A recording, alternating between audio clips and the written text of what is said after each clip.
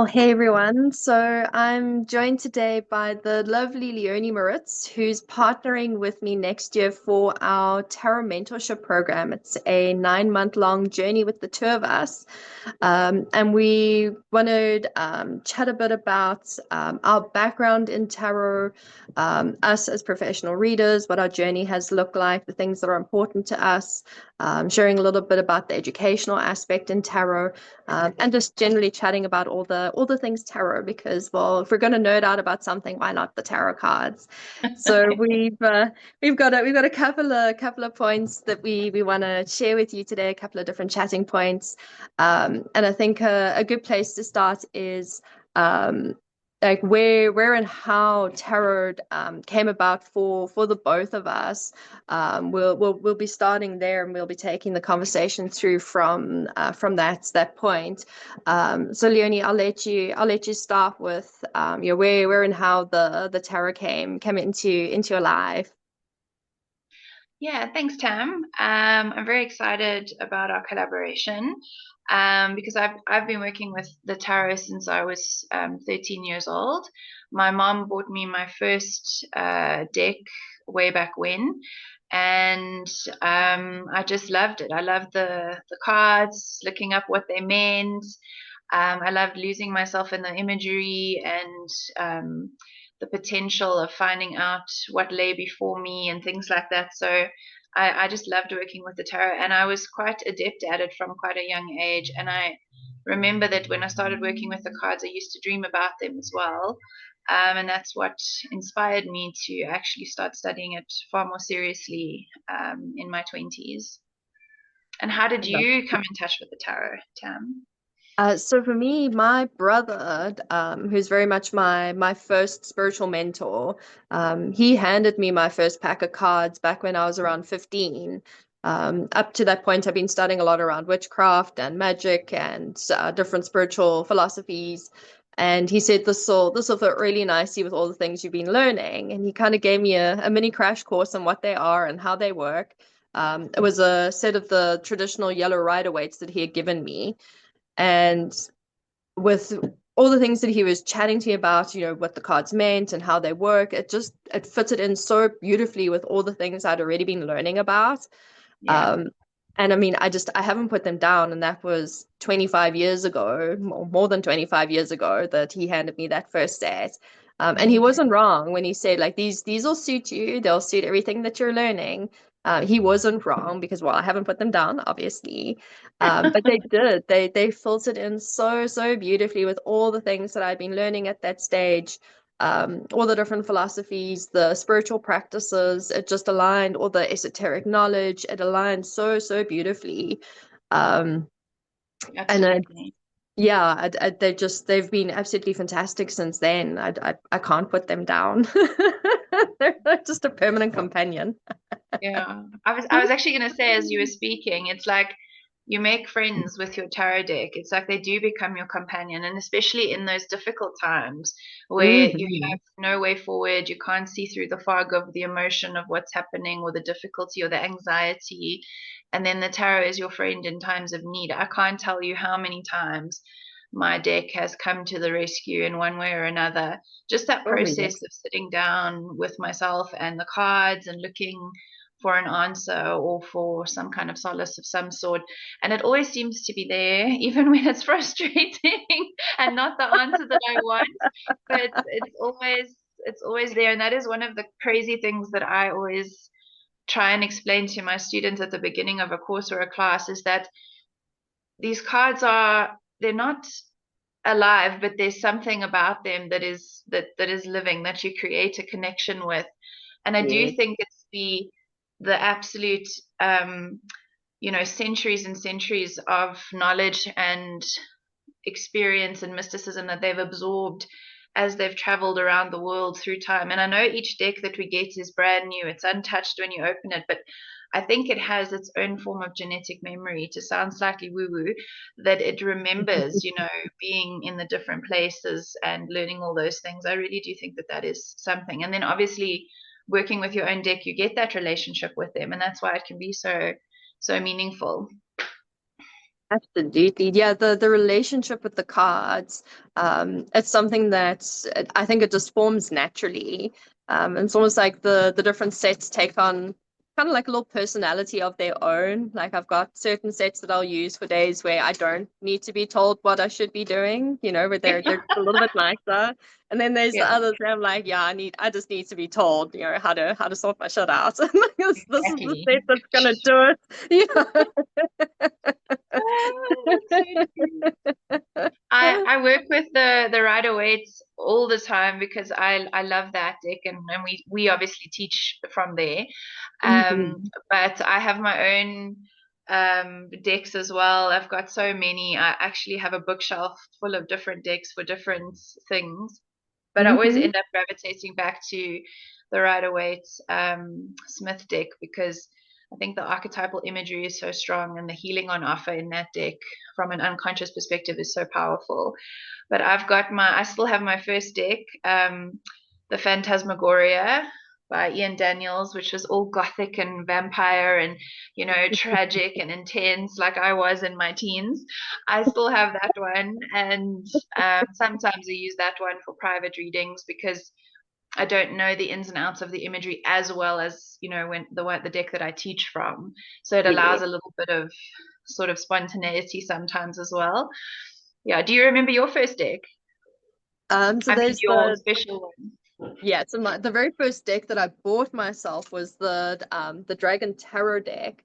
Yeah. I remember going into it's a shop called House of Isis in Rosebank in Johannesburg. I think it may even still be there. It's been there for absolute years. And I went into that store, I think about 4 or 5 times, and like a kid in a candy store, just like hands pressed up against the glass, pane, Yeah. like staring at these cards, like, are you gonna come home with me? Are you the right ones for me? And oh my word, the questions running through my mind, like, what are they gonna show me? And what are they gonna tell me about myself? And are they the right set for me? And should I Yeah. take these or should I take those? And after about the fourth or fifth time going into the store and, hands pressed up against the glass like a child in the candy store, I brought them home with me and I loved them. I loved them so much. The artwork was just um so soft and so gentle. Like they were just so, and I mean, I was obsessed with dragons as a Yeah. youngster. I've always been obsessed with dragons. I mean, I remember the dawn of the internet and I could go and research things like dragons was the first thing on my list. So when I found a dragon tarot set, I was like, oh yes, yes, that's got to be my first one. And I So love cool. them. This isn't the very first set. I believe those I gifted to someone many years ago, and then I got all nostalgic and I'm like, oh, I want my first set of cards back again. So I went and I think about Yeah. 5 years ago, I went and got them for myself again. It's like, oh, Nice. I love these cards too much. So cool. Yeah, we're So nerdy like cool. that. Totally. Totally. Like I remember also that experience of going into a store and making some kind of connection. And this is not just my confession as a shopaholic right now, but you make some kind of imprint on a deck of cards or a crystal Mhm. or something. And it's just like this tug that you feel like you can't leave the shop without taking those things. It's like that's mine now. Unfortunately, I Yeah. have to spend the money on this because it's unfortunately I can't, let this go. And I did that with so many different decks of cards, and each deck, working with it, learning that interpretation and those symbols, it taught me so much more about the tarot. As I was learning, it was a fabulous way to explore the themes and motifs and symbols and stuff. I learned so much through doing that. So I don't think you absolutely have to buy everything that everyone that's ever made in order to learn. I think you can learn enough through the A.E. Waite Smith deck, but it's just a Mhm. lovely experience if you actually a part of your unconscious soul connects to something, and then it ends up being this really rewarding, insightful relationship, this avenue to learn about yourself. I think it's Absolutely. fantastic. Absolutely, and having a set that you can relate to. I know with my students, when it comes to the conversation on what tarot set do I get for myself? Yeah, obviously I'll recommend the Smith Waite set first and foremost, but you've got to be able to relate to your cards. Yeah. If you're obsessed with dragons and you know everything about dragons like I did, the dragon set's perfect. But if look at the artwork and you're like, well, it's pretty, but I don't know anything about dragons. You're not going to be able to work with the set very well.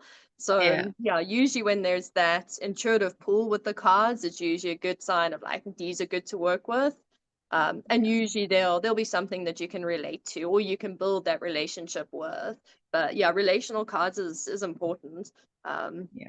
I mean, I've got I think over 50 sets now because I teach, not because I have a problem. Yeah, no, it's not a problem when it's tarot decks. It's not a Yes. problem. No, That's it's the because we need to requirement. be. Yes, yes, it's part of the professional realm. A lot of them I purchase because I'm like, oh, I love this artwork, but do I read with them? No, because I don't Yeah. relate to them. They're pretty to look at. They're just Yeah. hoarded into my collection in all honesty. And Yeah. it's okay to have those sets where it's like, oh, I really love the artwork on the set to have a set for appreciation, but to have a set that you're gonna like work with and use as a guide and a companion, that relational side of it is so important.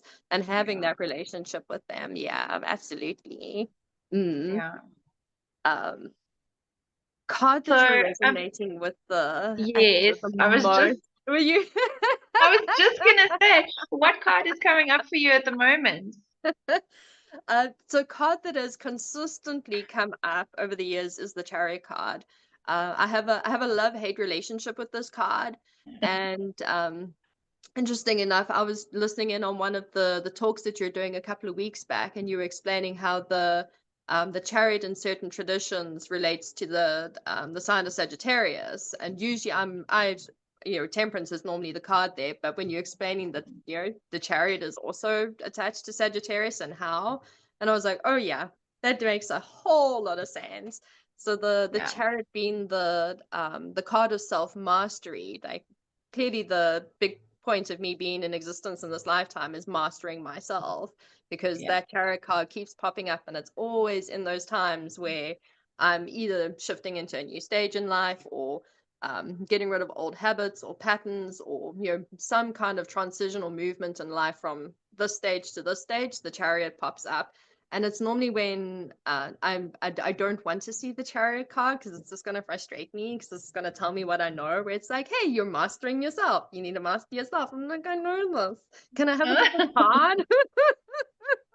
So I love the chariot card for what it represents, but I'm also like, man, I'm sick of seeing this card. Like, Damn when does it. the self mastery end? It's like this Yeah. consistent journey. That and the Tower card, because with all the shifts and the transformations, um, joked with you earlier about death, taxes, and Tower card moments. Like those are the things you can't escape in life. You're always Yeah. going to have these things to deal with. But the tower is also a great companion card. So many people see the card and they're like, "Oh, my life is doom and gloom. It's all going to come crashing down." But when things come crashing down, it means you've got the chance to build something better for yourself, something more stable and more sturdy. That current foundation clearly wasn't strong enough because, well, the tower came down. But it gives you that new start, that new option to rebuild from the ashes, and I love the card for that purpose. So yeah, love-hate relationship with the chariot, but I love the tower card. Oddly enough, most people are like, Yeah. ew. I don't Yeah, know no, about this card. the tower card coming up it's like a punch in the gut, let's be honest. But I Mhm. think it's never really shocking because the reason someone has arrived with you or the reason you're looking at the cards is because whatever it is already happening. So Yeah, I think the tower card just gives us that that one thing that we need in crisis, which is absolute clarity, yeah, absolute clarity of what we're doing now, because this is what it is. There's no sure. illusions anymore, there's no false promises. We are in this situation and now we have to do something about it and we have to do the best possible thing that we can. And so I think Sure. that's the one relief and the power that the Tarot card offers us is that ruthless clarity almost. So as scary as it is, as tough Mhm. as it is, this is where we rebuild ourselves. This is where we make the change, So I resonate with that as well. And yeah, the chariot and you being a Sagittarius is a lovely connection for the two of you to have bumped into. It is an older interpretation, so it's not the most common or the most popular, but it Mhm. was a very interesting a very interesting thing that I learned when I was doing some more depth detail on the tarot. So for me, I'm kind of resonating with strength at the moment, and also I am a Leo, so maybe that's maybe there's a commonality there. But you know, I'm juggling multiple jobs. I'm trying to expand on my consulting business. I'm really enjoying my teaching in the esoteric subjects, and going through some personal stuff, some shifts and changes, and just trying to balance everything together. The strength card, I really resonate with you know, the sort of earthy troubles of, you know, finances and life and relationships, etc., and then the sort of heavenly things of spirituality and the balance between the two, and just approaching the everything with perseverance, compassion, and courage. That's kind of like how I'm trying to do my journey. So I just keep on keeping on in a very positive way. And then the star has also come up for me, which ironically is the one that comes after the tower, which is where everything has fallen down and you're starting fresh, and you're using your spiritual enlightenment to light the way and to plant new seeds for the future. And I really love that star energy. I've always resonated with it. The hope that it provides, the freedom that it provides, the safety that it provides. And I try to bring that energy into my work with my clients and with my students. You know, this is what luminosity can come with the working with the tarot and working with this kind of work. I So love those that. are up to you. Yeah, the word luminosity is such a great word to use with the star card, because it's not this bright glaring, you know, spotlight. It's more just things coming into focus in a very gentle way. I think it's such a beautiful word you've used there.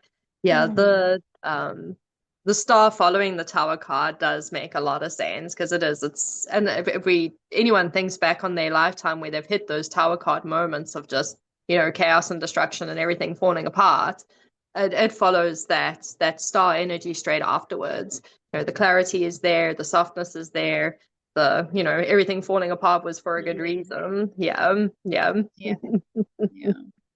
definitely one of the more beautiful cards of the deck, I think. Yeah. Yeah, I think it's one everybody likes. That and the sun card. Yes. Yeah, nobody wants the devil or the death card. Look at those lots. Yeah. I quite like the devil card, to be honest. I mean, I know all the things that it represents, but I feel like it's got such a bad reputation in the world because of its false and misguided associations, that I think it gets a hard rep. So, you know, certainly when we are going to teach the devil card, or when we go into the detail and the symbolism that sits there, we realize that he's no more than a shadow representative rather than something evil. And actually he's there to, you know, as a form of trickster, to show us where we are trapping ourselves, where we're hurting ourselves. And he's just got an unusual appearance, and as a result evokes a sense of fear, distrust, discomfort, which is what he's there to do. That's what the shadow is there to do, is to make us aware of where we are and what we're doing, and that it's not helpful to ourselves. But so I always find the devil card, you know, he comes up when there's some interesting work to be done, and some introspective work to be done, and some real, it's like a real, like, hey, look at you, what are you doing right now? You know, it's a real in your face kind of card. So when I see the devil, I get a little chuckle, because I think, oi, got to do some work now, got to do some acknowledgement, you know. Got to do the real stuff. The cats, can I just say, this episode, my cat came in, your cat's doing some yoga over there. Yeah, there's chaos in my house with all my little foster kittens racing around. This is little hello, baby. You go. Isn't it funny? Like, I find when there's deep spiritual work going on, the animals, especially cats, they love to be part of it. So when I'm doing readings with clients and stuff, the cats will often come in as little temple support cats, or mystic, you know, tuning in the energy. And I just think it's so funny that we got two cameos on our conversation today. I mean, when I had the tarot cafe in Hanoi with my husband, We had two cats that lived in the cafe space, and anytime I would do readings or energy work with clients, they would either come and like lie on my clients in an energy session, Yeah. or they would just come and like lounge on the table on top of the cards. I'm like, bruh, I'm trying to read those. Like, unless you're going to be interpreting the cards for me, then you can't lie there, or they'd just curl up in my client's lap. Like they love it. They really do. No, they love it. Yeah, I think it's the they can pick up on that frequency of, oh, there's some mystical work going on here. We need to be part of this. Yes. That And kitten I think, curiosity. yes, so true, so true. And I think that's actually, it actually reminds me of one of the talking points that we were considering, is that, tarot has that philosophical aspect, that spiritual healing aspect, as opposed to being, simply labeled as a predictive tool. It's actually something Mm, far deeper. Like, what are yeah. your thoughts on how the tarot is, a spiritual tool towards healing and self-development? I mean, back as a baby reader, all I understood was that tarot was this predictive tool, and that's predominantly how I used it. It's how I established that I had the gift of foresight. And as the years wore on and I became more knowledgeable and wiser, I realized not everybody has that gift of foresight, and that not everyone can pick up the cards and use them that way, but anyone can pick up the cards and use them for understanding the self, for working on your shadow, for guidance, or how do I get through the situation that I'm dealing with? How do I um, work through this pattern that I consistently keep repeating? And over the years, I've shifted more into seeing the tarot as a tool for self development, and a tool for really learning to fully understand who you are as a person and the experiences that you have in life. Because the cards are very archetypal in that way. If you can think of any experience that you could possibly have within a lifetime, there'll be a card that you can associate to that. The tarot is just so beautiful in that way that it's, the majors, you have that full journey that you can take from, birth through till death, all the minor arcanas that attach to the different aspects of life, your mental, your emotional, your energetic, your physical. So the cards just tie in so beautifully to who we are and our lived experience, that who cares what's happening tomorrow or next week, what's happening right now, and the cards can tell Yeah. you, what is going on for you right now. um and there's the really great saying, I know my brother had it up on his wall for a number of years, that the only way to forecast the future is, the only way to predict the future is to shape it for yourselves. You work on your future here in the present moment. You don't work on it next week or in 2 weeks time. It's here is where you make the future. And here is where you should be reading with your cards, because the insights will be way more beneficial than, what's going to happen in 2 weeks time, and who am I going to marry, and what's their star sign going to be. I think that was probably my number one question over the years. Yeah. Who's my soulmate, and what's his star sign, and what does he look like? I'm like, I'm good with the predictive stuff, but I'm not that good, man. Yeah, let's, exactly. let's ask some other questions. Yeah. It's so beautiful what you're mentioning, because, like, I think that was something that I discovered as well. And let's be honest, the tarot is quite uncanny in its ability to make suggestions of what can happen, and it's funny how it Mhm. often does come around. But I try to encourage, just as you, my clients, not to focus so much on the future outcome, and rather to focus on your own ability to be the magician, to use one Yes. of the archetypes that we teach. Here and now, what magic should we make together here and now, so that Mm. the chosen outcome is what you get, because that is what self-mastery is about. And you're talking about, the power of working with the cards in the present. And I think that, that's what I discovered when I started working with the archetypal imagery and the archetypes, and understanding how the tarot is a tool to have a deep and meaningful conversation with our higher self and with our unconscious, which is this amazing, vast depth part of us.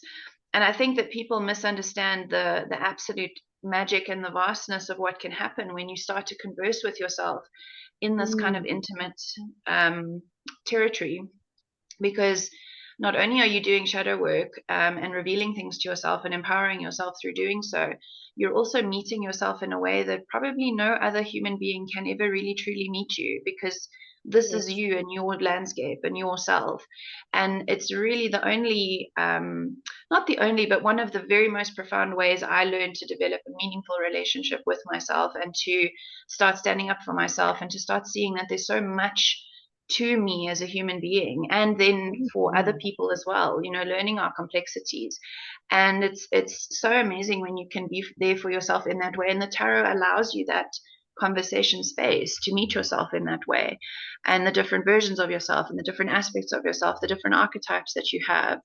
So it's an incredibly meaningful and deep process if you allow it to be. And then I've just opened myself up to the magic of the card. Sometimes I'll say, oh, well, this could mean such and such. And then often it does, it comes true. And that's just also wonderful, the synchronicities that can happen. Oh, yes. Yeah, I Yeah. think that's the way that you've explained it is so, so spot on. I mean, it's um tarot has been more of an insight into myself than a predictive tool. I would say Yeah. predictive work is maybe over the 25 years that I've been doing a predictive work has maybe been 5 to 10%, and the rest of it is just pure like insight, like who am I and how do I get to know myself better? How do I work through these different aspects of myself? And Yeah. the layering to the cards as well. I highly encourage my students to work with the tarot structure. There's a structure for a reason. You've got the four suits. You want to know about anything to do with your physical self, go dig around in the suit of pentacles. You want to understand your emotional landscape, go poke around in the suit of cups. To understand the authentic and the soul, you dig around in the major arcana. Pull the cards apart. Break the structure up and work with the structure. There's so many beautiful ways to work with the cards. And when you really get into breaking them down and using them like individually that way. I'm also a big fan of like draw a single card. You don't need to draw Yeah. 5 cards or 10 cards or the whole set. And Yeah. my very first tarot reading, she pulled the entire full 78 cards for me. Like that's how she read. She reads and she reads and she pulls. She just pulls cards down and she just reads as she goes. It was mind blowing. She was absolutely predictive, and spot on. She was nuts. Wow. Yeah, she was insane. She was completely like, woohoo. But like, man, as a reader, like she was on point. Like, Wow. she picked up that the man that I would marry would wear a ring on his pinky finger, which my husband, that was actually the ring that landed up being my engagement ring, was Oh the my ring that he wore on gosh. his pinky finger. Yeah.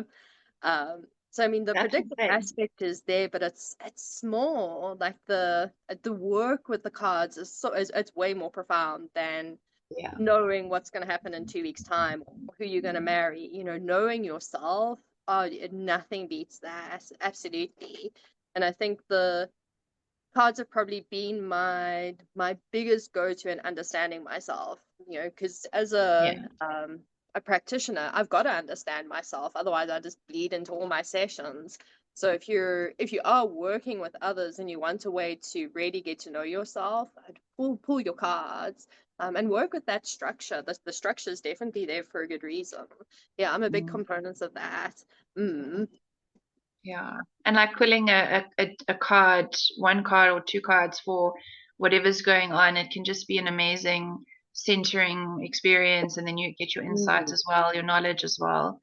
And I think it's also important, for people that are considering learning the tarot or working with the tarot more seriously, is to try and understand that it's not, you don't always have to know what the card supposedly means. You also have to trust your own intuition, and Yeah. that there is that instinctual response that happens where something comes to mind when you look at a card.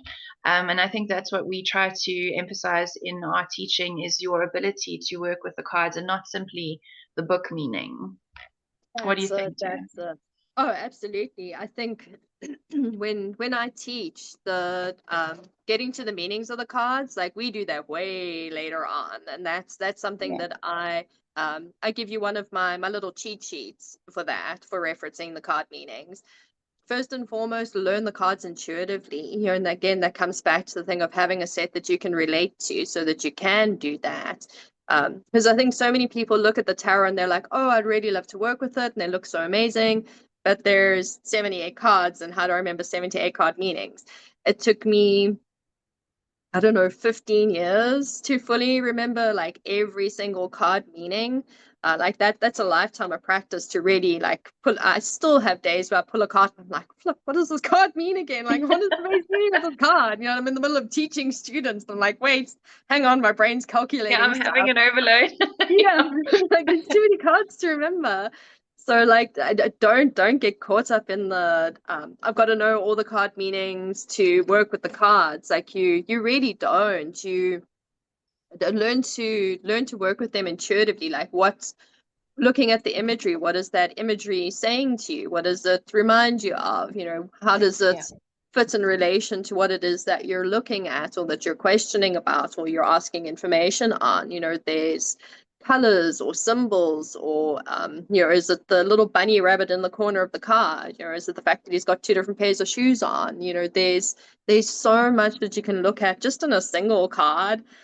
That's you know, it'll take you lifetimes. Even if you work with one set for like for your entire lifetime, you will still 50 years down the line probably pull a card and be like, oh, I never noticed that little bird before, or I never noticed this before. There's always something new to see in the cards.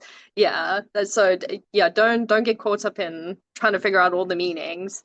I think that probably puts a lot of people off from working with the cards. It's like, oh, I can't remember all these cards and it's overwhelming, too much information.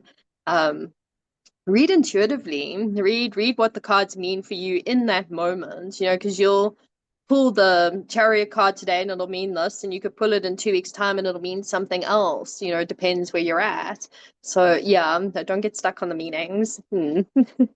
I'm just laughing because I love the bunny rabbit reference. How many students of the tarot go say, what bunny rabbits, and go look for it? It's actually it's actually one of the things that I do as a little I do in my course is a little interlude to like ask questions about, have you seen the bunny rabbit, have you seen the snail, have you seen, and then you have to go back. It's just a little teaching tool that there's always more. There's always something else. There's always another layer.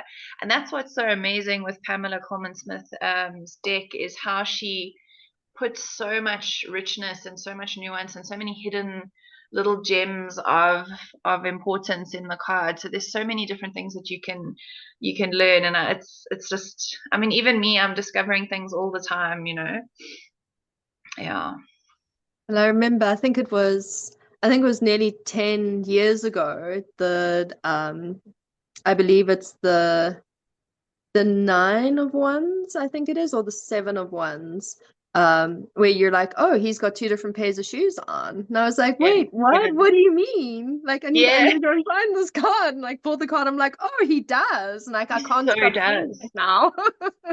Yeah, no, I love that about the tarot. And I also love the fact that that deck specifically, but the tarot in general, is that it actually doesn't ask you to believe in any particular structure. So you don't necessarily have Mhm. to be any belief system. So you don't have to be a witch. You don't have to be following the Kabbalah. You don't have to be following any particular type of thing. The tarot is organic, and it's Yes, archetypal. So it relates to anybody and everybody where they are. And yet it's this absolutely. amazing morphing entity, because it can also adopt your belief systems if you would like. So, you know, we Mhm. see a lot of astrology in there. We've seen a lot of people related to the Kabbalah structure. You know, it's able to mold itself to your belief systems, but it itself remains this organic, sort of untouched entity that just it's there to work with you. And I think the fact that it can do that and absorb so many different types of belief systems, it's just fantastic. And I mean, there's a lot of Catholic references in there as well. Sometimes Mhm. there's all the archetypal stuff. It's not, it doesn't discriminate against anything. But at the same time, all it requires for you to work with it is an open heart and a curious mind. Really, that's the only thing you need to work with the tarot. And Absolutely. there's nothing dangerous about it, except the possibility of getting to know yourself, of getting to meet your different aspects. That's it, really. You can't invoke anything, or it's not devil worship. There's no nastiness to it, and that's one of the things that I love about it, is its universal quality.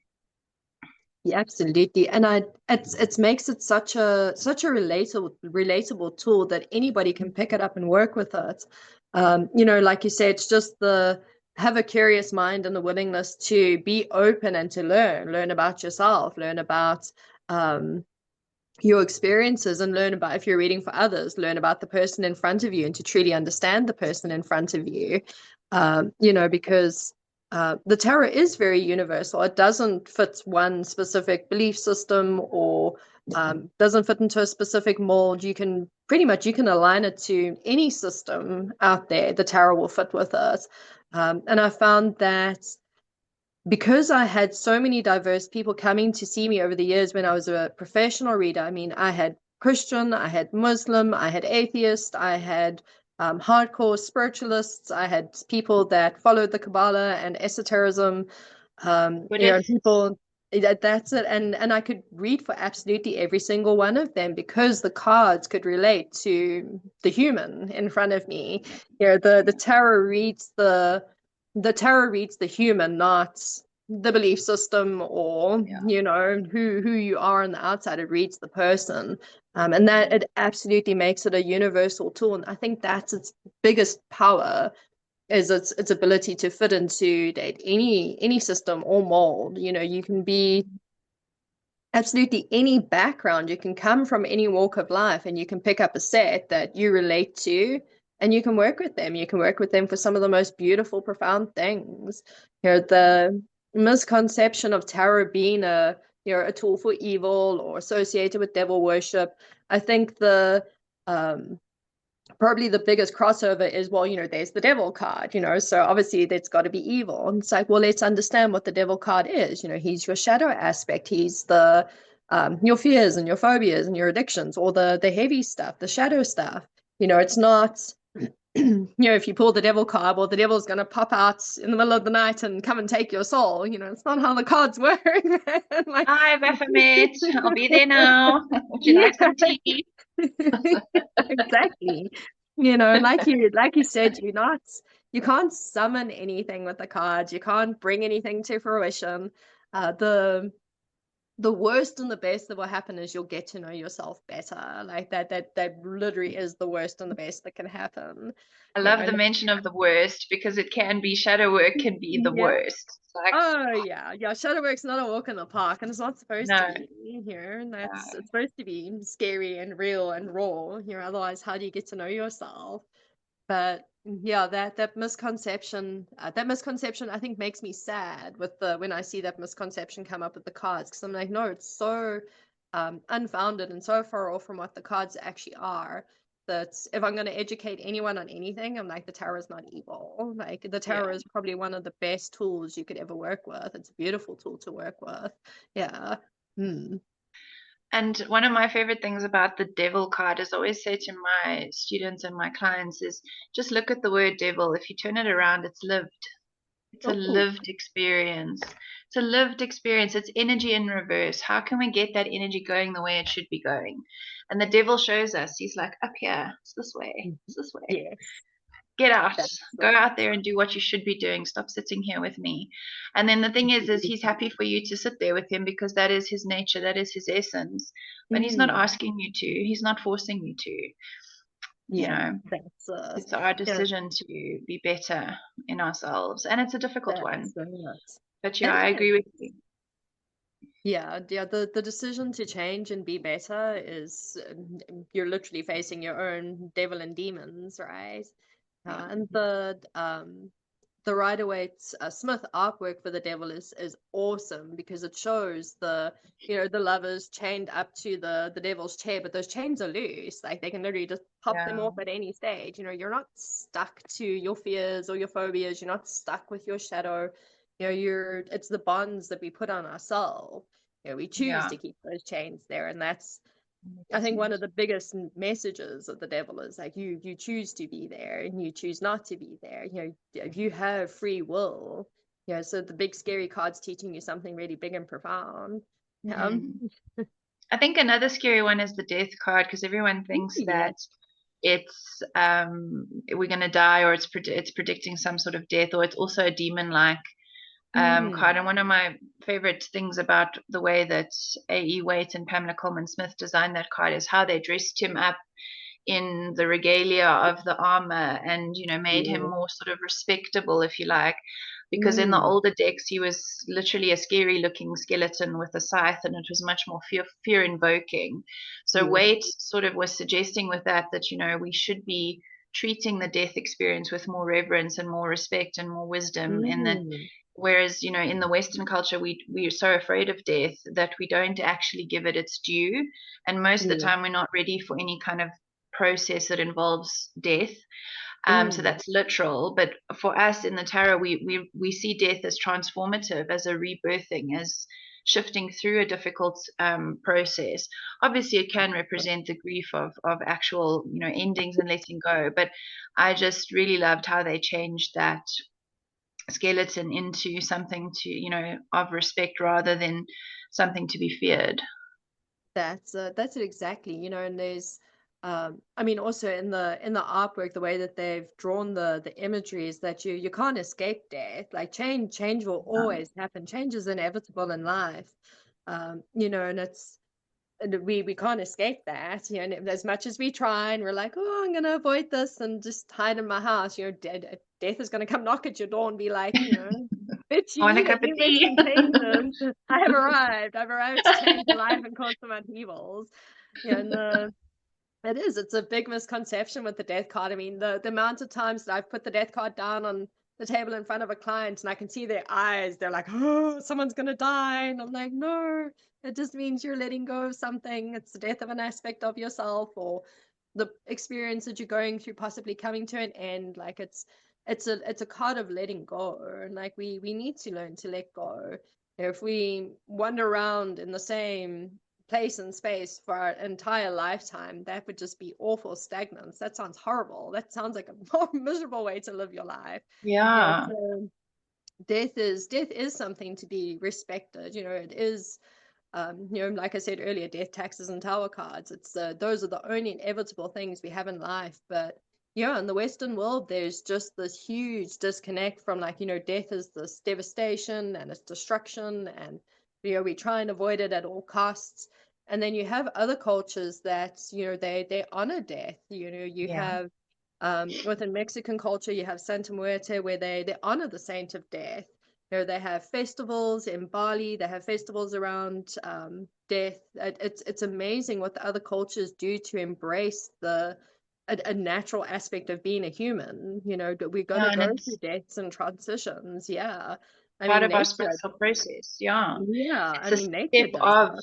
existence, not an ending of existence, I think. That's it. Yeah, it's expanding out on coming from here and expanding out into something else, and you can't expand if you're this is everything that's here, and I've got to hold on to that. You would Yeah. miss out on so much in life. The trees lose their leaves once a year. The trees die off and they come back to life. It's natural. It's natural rhythm. You can't fight your natural state. That's just banging your head against a wall, and that's going to give you a headache. That doesn't sound like Yes, fun. exactly. Spiritual headache too. Yeah, spiritual So, migraine. speaking of, tell me, Tam, how do you incorporate the tarot into your sort of daily life and your other practices, spiritual practices, if any, considering it's so adaptable? How does that work for you? Gosh, so I think the first time I really saw tarot as being a tool that I can adapt into other uses and modalities is when I started doing energy healing. And how I would use the cards is I would read my client and understand what's happening for them and what work do they need done. So it was almost like a companion to their energetic healing process. The cards would kind of be that guide. Because that was the very first time I kind of weaved it into any other modality that I was doing. And I think one of the biggest parts of really seeing tarot being fluid and able to kind of fit into any other system or structure was when I did my yoga teacher training in 2021, and we started to unpack the philosophy. I've had a yoga practice for years, but like just a mat practice, and I didn't know much about the philosophy. But as we started unpacking all that philosophy, all I could see was, oh, that's this card, and oh, that ties in with that card, and oh, that fits perfectly with this card. And like poses where I'm like, oh, if you practice this pose, you can actually embody this card. And I just saw these beautiful links between yoga and tarot. And from there, I've gone to build what's called the yogic tarot system, which blends the two together so beautifully. And a lot of the way that I teach the tarot now, I do incorporate a bit of that yogic philosophy. I bring quite a bit of Buddhist philosophy into it as well.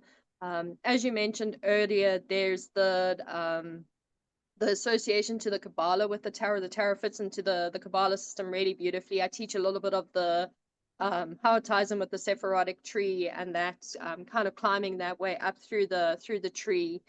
um, I blend tarot with a number of my different practices, because whenever there's a lot of things I teach. There's mindfulness, there's yoga, there's Buddhism, there's shamanism, and anytime I'm working with a client or doing mentoring, and I'm bringing one of these practices in, there's always a way that I can see that the tarot fits in, where I'm like, oh, this card kind of will either back something up that I'm sharing, or it gives a different point of view or a different explanation for a different philosophy. If I'm teaching a yogic philosophy, that'll be really helpful for them, and I'm like, and there's this card that also explains it this way. So it's so universal. It's mind-blowing how universal the cards are. It just fits into the different practices so smoothly and so beautifully.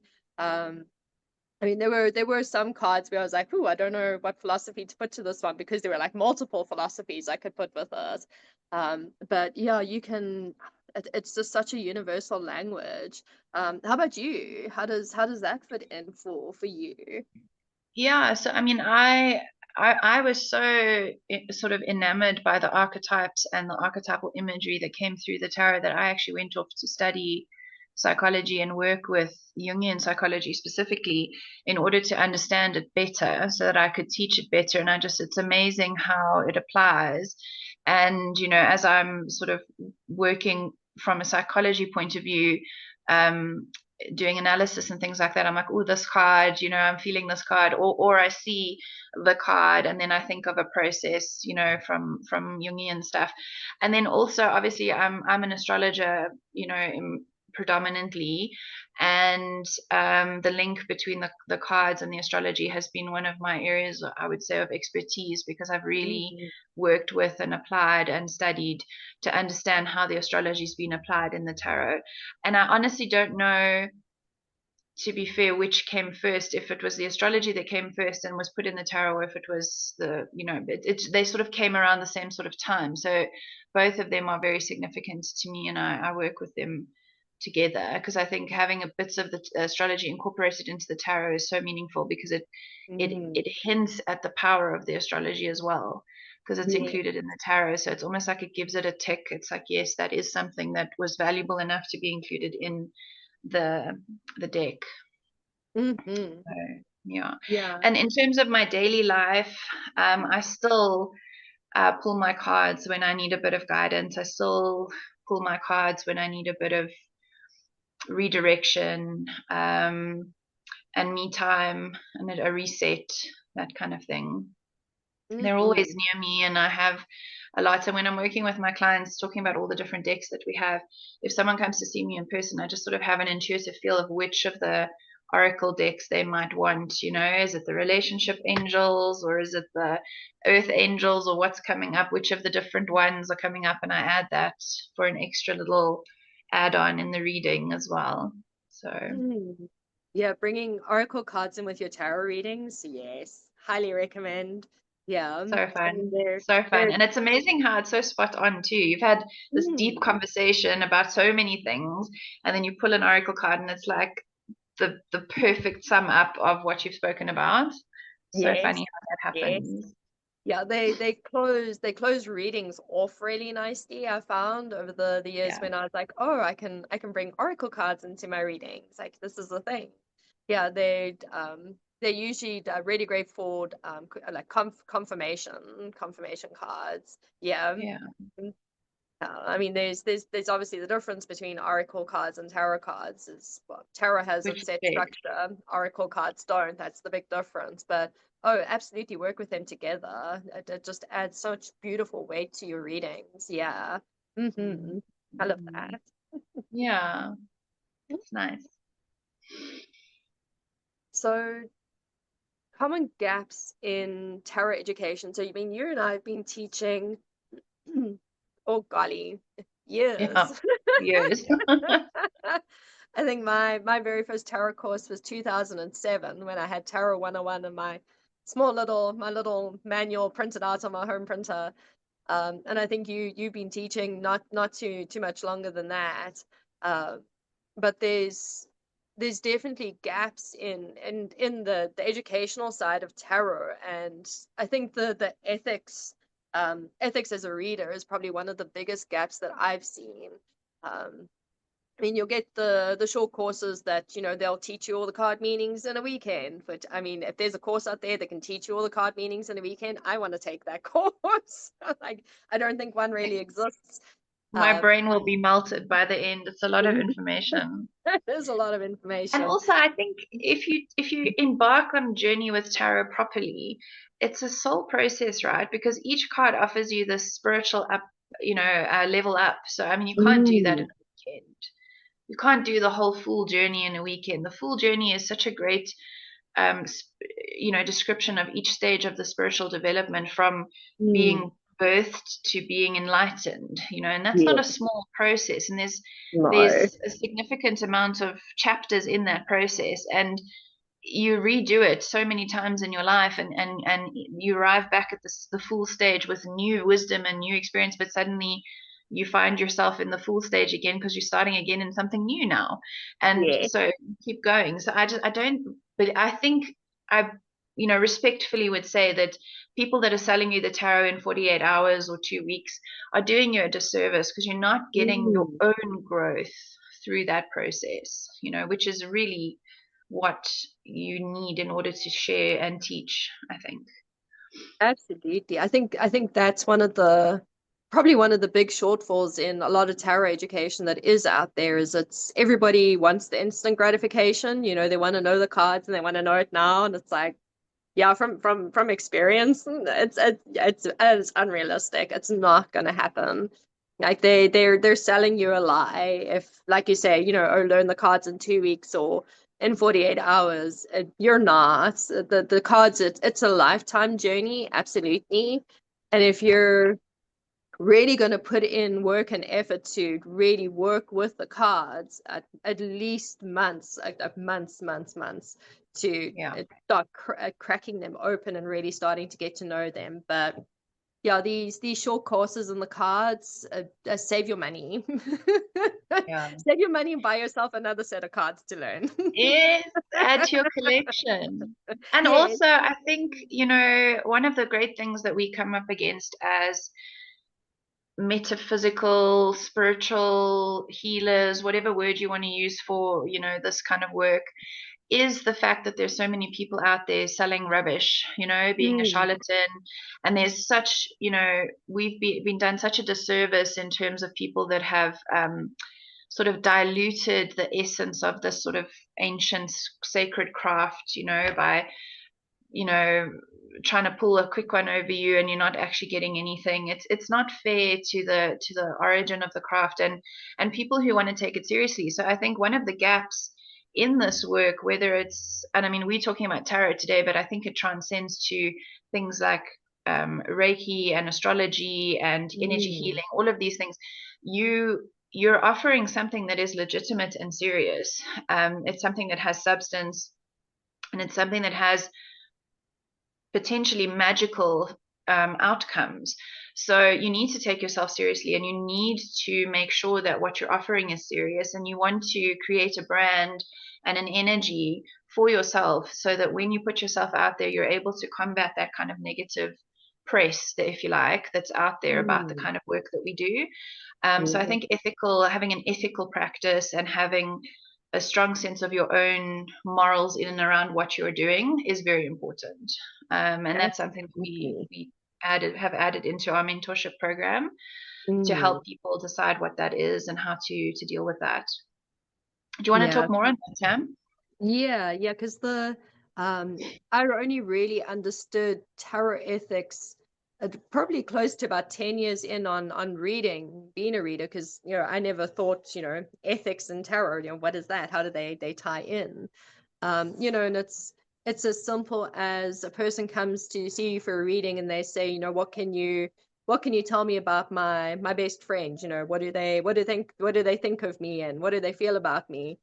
And back in the day, I would have just whipped out the cards and, laid them down and started giving the answers. And now I'd be like, I can't answer that question for you. Sorry, because the person that you're asking about is not here in front of me. And it's an invasion of privacy. It really is. So the way that I've shaped myself as a reader over the years is to become more ethical, where, I don't read for third parties. I don't read for entertainment purposes. I mean, I've been hired as an entertaining reader. And I'll be honest, at the times where I have been phoned up for those things, there's a part of me that was like, ooh, this feels kind of gross. This feels kind of icky. And it's because it just detracts from the full power and impact of what the tarot is and what it can do for a person. And being an ethical reader is having things like discernment, knowing what to share with your clients and what not to share with your clients. And that, again, you can't learn that in a 2-week course or a 48-hour course. That's something that really you learn through years of experience, is where your discernment really comes in. We'll cover that in the course and teach you the basics, but it's foundational things that you as a reader will figure out for yourself. But yeah, reading for other people that aren't present, the doing predictive work when you don't have the gift of prophecy, and yeah, you asking bad questions, asking bad questions of the cards. Like we're gonna teach you how to ask good questions of the cards. Like, don't ask, who's my future star sign? What is their star sign and what do they look like? Am I gonna get the promotion? Am I gonna get the increase? There's far better questions to ask of the cards than, the scratchy surface level stuff. But I think that like Hollywood and movies they've kind of messed with that a lot, and then we have all the other misconceptions that come with that, which is a whole another conversation for another time. But those are the things where when you have a solid foundation of ethics in as a reader, you get rid of a lot of that unnecessary stuff, which, I'm just performing by putting these cards down, I'm being the foresight and the fortune teller. I remember reading in a place in the waterfront. She had two sections. She had the section where it was like the angels and the lights and the pretty side, and then there was the other side, and it was labeled the fortune teller. And I remember reading in that space, and I hated it. Like my soul like curled up on the inside and like wanted to die. I was like, no, why are you doing this to me? We deserve so much better. And I didn't last long reading in that space because I couldn't put myself out there as this fortune teller. Just it's yucky. And I think that is important to really honor, is that, if you don't feel an integrity with what you're being asked to do, then the energy is probably off and it's maybe not, and we need to learn to trust that. I've also been in situations where it's like, come and be the entertainer and, do little pop readings or whatever they want to call it, and it didn't eventually end up working out. And I thought about it afterwards as you were talking. It's so true. It's like the energy doesn't actually align because it's almost disrespectful of the sacred relationship that we have with the craft, is to to do it in a sort of entertaining kind of way. Obviously, the tarot can be entertaining, as you and I have read for each other before, where things pop up and, it's amazing how it Mm. like creates the sense of meaning, but it's because we love it, and it's because we understand it. It's not because Yeah. it's something gimmicky, you know. Yeah. And I do think that there are, unfortunately, you know, you get these emails online, something amazing is going to happen and all you have to do is pay $15, you know. That's not we're trying to move away from that kind of thing, you know. We want Mm. to demystify the tarot. We want to bring spiritual work back to the pedestal that it deserves. Once upon a time, Mm. certainly astrology and tarot, once upon a time, they used to be part of things like, they were as important as medicine, mathematics, and physics. Certainly astrology Yes. was. And it just, because of people's misconceptions and fears and religious beliefs over the time, has just been sort of, um, how can I say, its reputation has just been tarnished so much, and people are missing out on this amazing aspect of our well-being. Our well-being is not just our physical health. It's not just our mental health or our financial health. Our spiritual health is probably the biggest part of our well-being that we should be looking at. Yes. And there's multiple ways to do it. And those who want to do it through the tools that we offer, they should have the opportunity, I think. Absolutely. And it's another way that you said that its reputation has been tarnished over the years. Um, I mean, where I live now, I mean, I live in the Bible Belt of the Southeast. So when I say to people, you know, I work with tarot, like instantly there's that fear of a look of fear in their eyes, and they're like, oh, you know, do we need to get our stake and, you know, our torches? Like, who is this person and what are they all about? You know, and that's where I'll take the opportunity to educate on what the cards are, you know, and what they're not.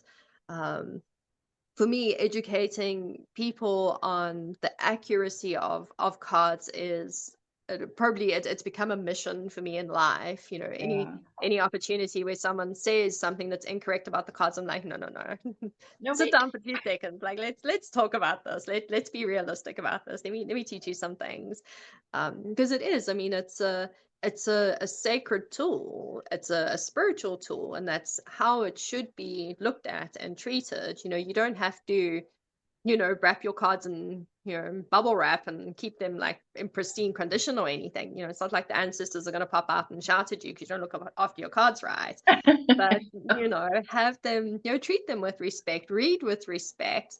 um you know, have fun with the cards. Absolutely. I mean, there's going to be some beautiful, profound things that'll come out, and you'll be like, wow, this is amazing. So have fun with reading, enjoy working with the cards, but come from that place of respect with the cards. You know, they're no different to any kind of spiritual tool. You know, you have, I mean, there's thousands of different spiritual tools out there from all the different traditions that we have, and all of those tools are treated with reverence and respect because people understand, you know, that's the type of tool it is.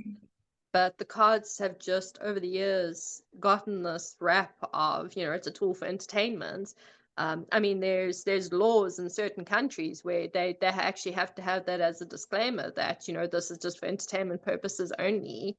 You know, and I'm like, let's rewrite the laws. Let's absolutely rewrite those laws because they're Yeah. inaccurate. It detracts from something that is really sacred and beautiful. You know, it's a spiritual tool, and it should be treated as such with that kind of level of reverence. You know, it's the same with your yoga mat or your meditation cushion or your altar space or the candles on your altar. It's, you treat each of them with reverence and respect. You know, you clean your yoga mat when you're done after a class, you pack it away nice and neatly. You know, you don't just leave it lying around or willy-nilly, like, you know, who cares about this? So, and the cards need to be treated with that same level as well. Yeah. Mm. So I'm thinking about, you know, how we started out and that sort of thing. I think both of us, you know, were introduced to the craft through someone. What Mhm. would you say to people that were considering studying with us or dipping their toes into the idea of doing tarot? What would you share with them? Do it. Do it because it's amazing. Yes. Pick up the cards, man. Pick up the cards. I mean, I'm a huge advocate for the cards purely because, from personal experience, what they have been for me and what they've done for me. don't be scared. Don't listen to the naysayers and the nonsense that's out there. And if it's a tool that you genuinely feel intuitively pulled towards working with, there's a reason for that. Your intuition will always know the best for you. And if it's like, hey, this tool over here looks pretty good, I think we should work with that. We should look into that. Yeah, Yeah. go and get yourself a set. Go and look for a set that resonates with you. And rip it open and look through the cards and play with the cards. Like, climb in there. Um, you're not going to step into a pathway of, demonism and evilness. You're going to step onto a lifelong journey of really getting to know yourself so beautifully and so intimately in ways that, um, we all have blind spots. The cards can show you what those blind spots Yeah. are. How do I deal with this really hard, challenging situation? I don't understand the nature of the situation. Work with your cards. They'll be able to give you those insights. So if you're really drawn to work with the cards, or even if you're just curious about the cards, give them the time of day. Give them that opportunity. Like, crack a set open and have a look and see what they are for you, and what they could be for you. Yeah, the tarot is awesome, man. I don't think I can say, I mean, any bad things about the cards. I don't think I have anything bad to say about them. I I'm know. just like, you got to work with them because Yeah. they're amazing. They really are. They're just such an incredible tool, and the way that they've been created, the way that you can work with them is just, oh man. Yeah, the English language needs more words to explain the tarot and how amazing it is. Yeah. It's so lovely. Yeah, I agree with you. I agree with everything that you've said, and I think that I think that you know the tarot, working with the tarot, is it not only is it something that you can use in the world to make a difference and to as a business if you wanted to, because the world's much more open to this kind of work now.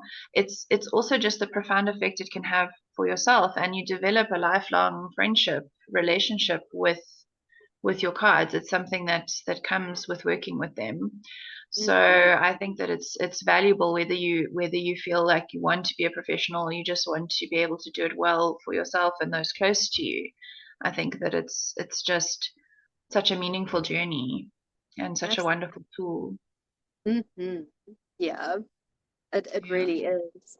Yeah, And it's. somehow you're a different person after doing the work, like really doing the work with them. It's Yeah. like I think, I mean, every year I look back and I think, gosh, I'm so different from when I first started out, and I've shifted and I look at the cards and they now mean slightly different things for me because I've done that first Mhm. part. I've done that first chapter, the second chapter, the third chapter, the fourth chapter. Now I'm here and it means something different for me. It's like you develop with them. Oh, yes. I think Yeah. that's such a beautiful way to put it. You do develop with them. Yeah, and your interpretation of the cards shifts over the years as you grow and you have more experiences. Yeah, I love the way that you've put that. It's just so Mm. beautiful.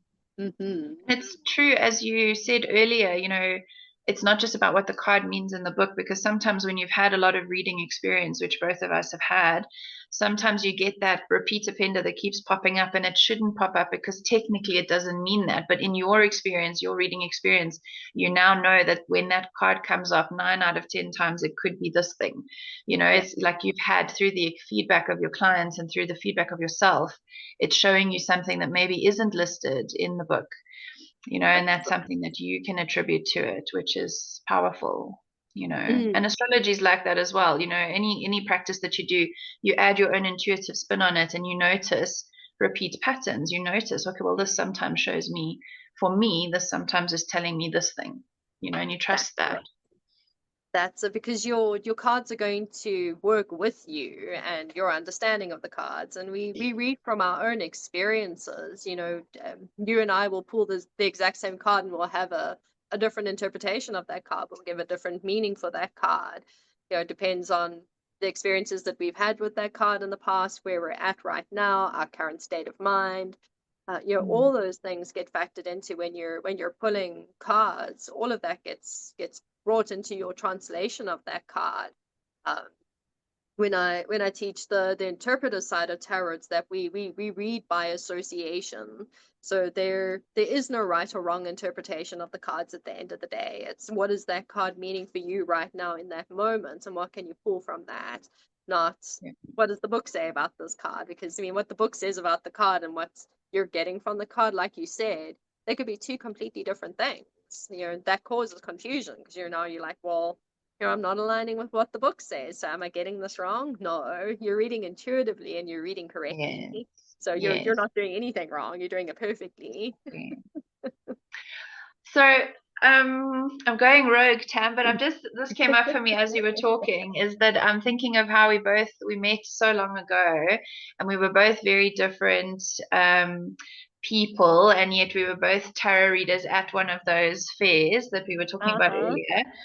And I'm just thinking how interesting it is that our philosophy towards tarot and towards spirituality, although we've taken different paths, we've retained our friendship and our love of the tarot, and somehow Mm-hmm. and occulty things and whatever, and our philosophies have just always sort of been close together and side by side.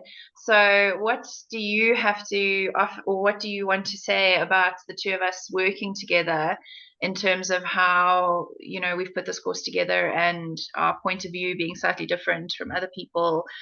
Because I think it's fantastic. We've got a similar philosophy and two very broad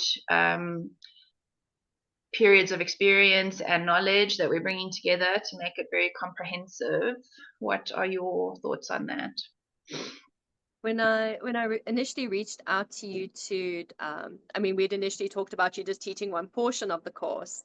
And then I was like, no, but you've got all this experience and expertise. Like let's partner on this and let's do this together. And the Thank whole thing you. excited me because our philosophies are quite similar. We agree on a lot of the like the core meanings of the cards and the structure and how reading should and shouldn't be done. We've had a lot of similar experiences in our burnouts as readers. I mean, we both stepped away from our craft for a number of years for very similar reasons. We were just burnt out with the work, burnt out with bad questions, burnt out with the huge responsibility of being a reader. Mm. Which I think a lot of people don't really talk about that when they come to learning the cards and people are teaching about the cards, that hey, there's this massive responsibility that's going to come with us, that comes with a Yeah. bit of weight. um, and I think that that's one of the things that will make working with us different, is that we are going to talk about those things. We are going to talk about how um, you know, there is going to be burnout with being a reader for other people and dealing with other people's things. The big responsibility that it takes, the ethical side of it.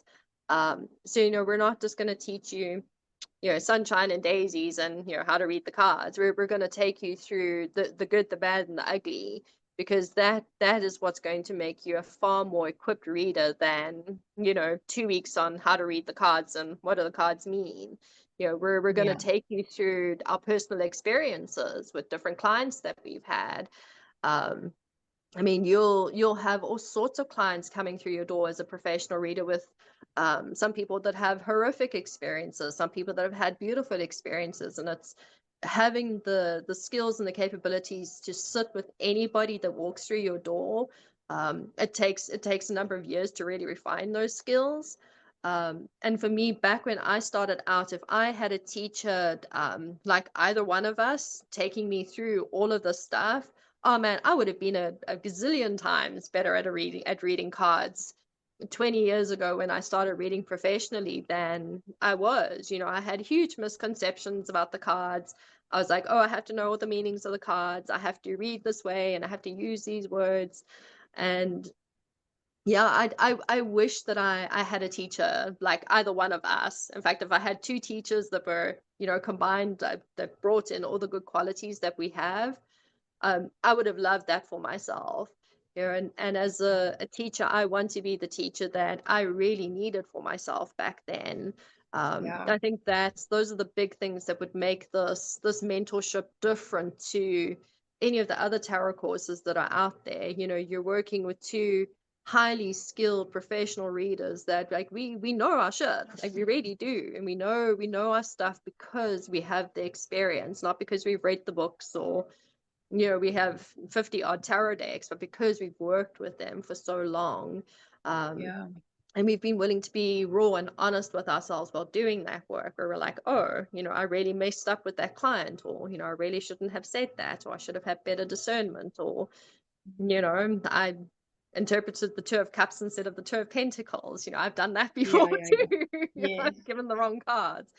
I know. And So I'm thinking, as you're talking, I'm thinking about how we used to send so many voice notes to each other when oh you were yeah. in Vietnam, and we were like comparing experiences and clients. And, I said this, but Mm-hmm. now I'm thinking I'm self-conscious, and just we created Uh-huh. this sort of support network for ourselves as readers Yeah. and as friends. And now I'm thinking it's so wonderful that we've taken it to a more sort of professional platform where we're actually going to try and create that for other readers as well and for other students to have that Mm. sort of safe space to work with people that have a little bit more experience and who can, be your sounding board as you're getting more equipped. And I think what you spoke about with the burnout and with the holding space for clients with difficult topics, and that's the problem with our crafts having been sort of demonized and kind of thrown into the bucket as nonsense, is that they haven't Mm. been given that support that everybody else goes through. So doctors, physios, dentists, chiropractors, energy healers, everybody that you go to in some kind of capacity, you have to go through a coaching or counseling space where you understand the dynamics of the client patient relationship, or the reader client relationship, or the worker relationship. And I think we are offering that, which helps you build your practice in a safe and legal and responsible way, so that Mm. you are not getting burned out, and so that you and your client can have a healthier, safer interaction, and really adding some prestige and not prestige, but some sort of legitimacy to your Mm. process, which neither of us protected ourselves from initially because we were naive in that way. We had this amazing skill, we wanted to share it, we were trying to grow our businesses as we were younger. Neither of us particularly loved our day jobs and wanted to move into things that we were passionate about. And there was a demand with our spiritual gifts, I guess you could call it, or the part of us that has this capacity needed to express itself. And so we wanted Mm. to, and we did, but the support network might not have been there, and the responsibility of what it takes to actually counsel people was not there. So we had to learn how to do that the hard way. So we Mm. offer that, Yeah. I think, is a really valuable part of our mentorship program, to keep you safe and to put your proper safety nets in place and keep it all professional. It's good. That's yeah, those professional safety nets. I mean, we developed those skills kind of intuitively, where it's like, oh, I need to intuitively, I knew, like, I don't be judgmental with the people that come and see you, have things like congruence and unconditional positive regard. Those are skills that we kind of naturally cultivated because they naturally fitted in with the space. But I mean, had we known about those skills and had words for those skills back then, it would have made such a big difference. And that support structure that you Mm. mentioned. Um, I mean, my journey with the tarot back in the early days, I had my brother, but the amount of readers I knew, it was a small, tight-knit bunch Yes. of people, and Isolated, yeah. it very much so. So I mean, having you to kind of walk the path together over the years, it has made a huge difference, because there is someone that you can reach out and you be like, oh, I'm really struggling with this card, or I'm really struggling with this client, or I need someone to read my cards for me. I can't do it for myself today, or can you do it for me? And Yes. that support structure is important. And I think that, like you said, is one of the key differences in the mentorship program that we've put together and all the other courses out there. Is we're going to give you that support. You get one-on-one mentoring sessions with me throughout the process, where we're working with you individually, like your own journey, and then you're then working in that group setting as well. So you get the benefit of one-on-one, you get the benefit of working in a group, and both settings are so important to your development as a professional reader. Sometimes you do need that one-on-one interaction because it's something specific that you're dealing with or struggling with that no one else in the class is. but where's the space to ask that question or to deal with that? We give you that space. And learning in a group setting, there's always beautiful things that have come out of my group classes. I know for you as well, Leonie, you've mentioned that. Connections. Yeah, that collective consciousness just comes together, and you're all on the same frequency, and you're all learning from one another. And this one's like, oh, I'm seeing this in the cards, and this one's like, oh, I'm seeing that in the cards, and you're reading for one another.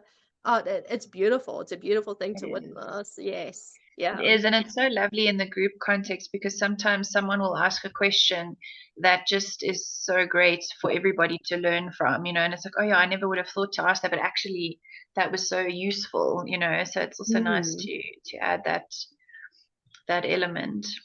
Yeah. Absolutely. I'm really excited for sharing the tarot and for really getting into what it means and its potential. I think that we finally arrived at this point where we're ready to do it. We want to share it with everyone. That's it. Yeah, and it's such a big passion for the both of us. I think if you're going to get anything from the two of us, it'll be our passion. Yeah. There's a lot of passion and a lot and of long voice notes. and a lot of voice notes. Yeah, we're not trying to send you long voice notes. If you're like, oh, I'm struggling with this, cool, here's 20-minute voice notes. Get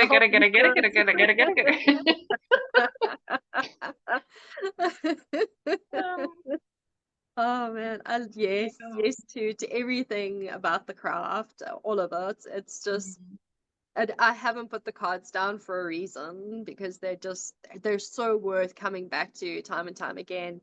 And if you want to work with other people and have a tool for that, man, the tarot is just, it's so universal. You can work with absolutely anyone from any walk of life with them. There's no limit. It has a structure. Yeah, it has a structure, but there's no limits. Yeah, that's free a good way to all. put it. Yeah, free entry, but the costs will come as you learn. Yes. The payment isn't silver lining someone's palm. It's payments in other ways. Yeah. The hard lessons. Hard lessons. But I think, if I'm totally honest, the journey towards enlightenment, and I'm not saying that I'm completely enlightened, not at all, but I've been walking this path and working with this concept for maybe 20 years now, maybe longer. It's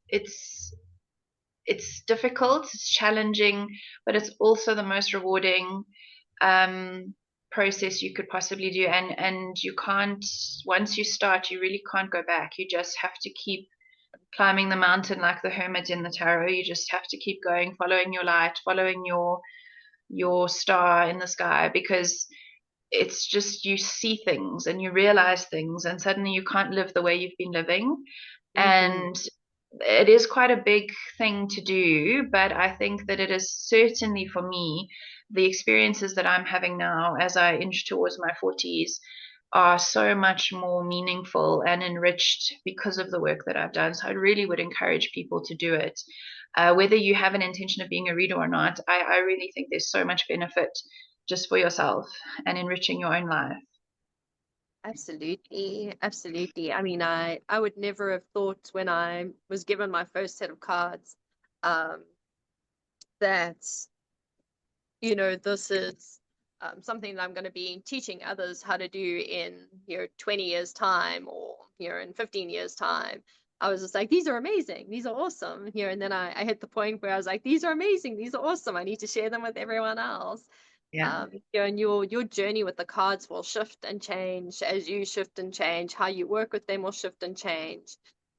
They really are, they're adaptable in that way. They can adapt to where you are. And I think you said that right in the beginning, that the cards meet you where you are. They have that beautiful part to them, that it doesn't matter where you are in life or what journey you're on, the cards will meet you exactly where you are and where you need to be met.